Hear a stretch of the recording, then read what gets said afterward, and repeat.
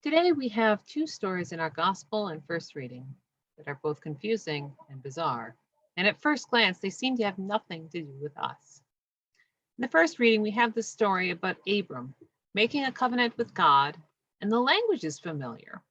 But then we have Abram slaughtering a whole bunch of animals, including a 3-year-old heifer, and cutting them in half, and then a smoking fire pot and a flaming torch passing between them. In the gospel, we have the story of Jesus being warned off by Pharisees and responding with a lament over Jerusalem.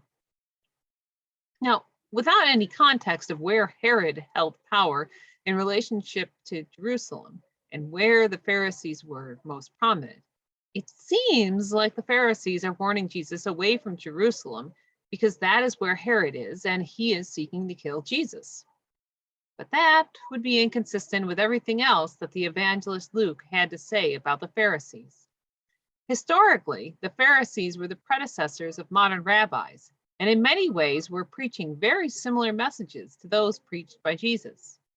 But in the time Luke was writing, Pharisaic Judaism and Christian Judaism were in direct competition with one another over what being Jewish would mean in the aftermath of the Roman siege of Jerusalem. Without the temple, Judaism was in crisis.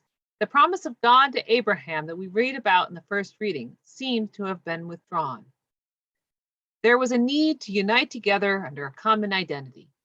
But with early Christianity inviting in those who had been circumcised, who did not keep kosher, and who were increasingly proclaiming Jesus to be God made man, what that identity was and how it could be maintained was in crisis.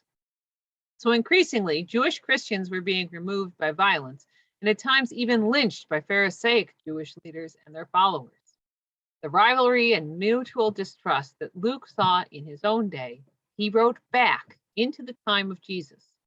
And so despite having very similar teachings to Jesus, the Pharisees were often portrayed in the Gospel of Luke as being Jesus's chief antagonists.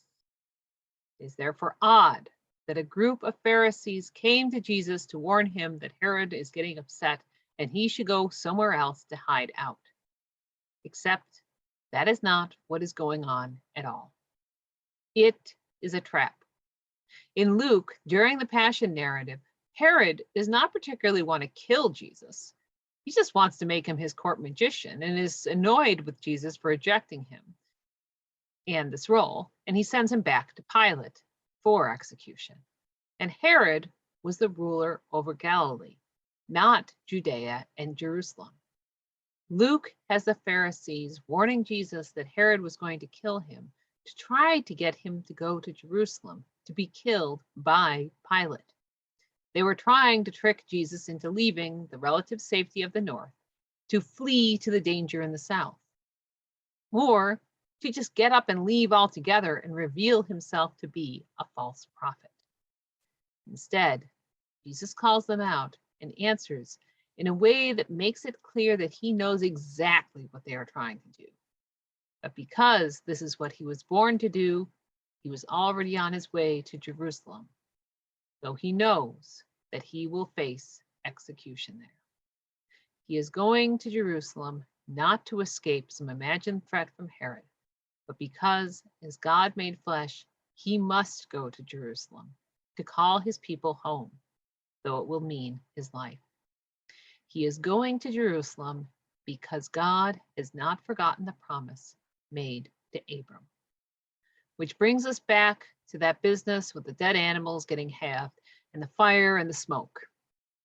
In the ancient world, to sign a contract to make it truly unbreakable, the parties would slaughter animals, cut them in half, and then walk between the halves, symbolically agreeing that if they were to break the covenant, the consequences would be that they would likewise be slaughtered and hewn in half.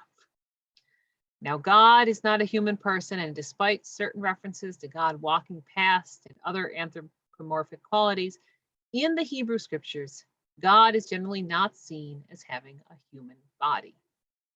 Rather, in Exodus and elsewhere, the presence of God is represented by a pillar of flame and smoke. So rather than God taking on a human form and walking between the dead animals to seal the deal, God in our first reading appears as the smoking fire pot and flaming torch that passes between the animals.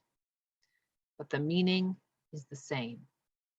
God has promised to Abram that as long as God lives, and God is life itself, God's promise to Abram will be upheld.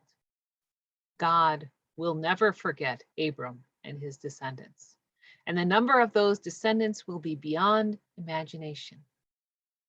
And I think it is this message that we hear in both the Christian and Hebrew scriptures that we need to hear again today.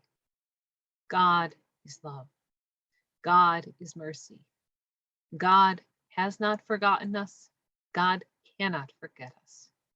God is with us now and always, and God is calling us to come home. Amen.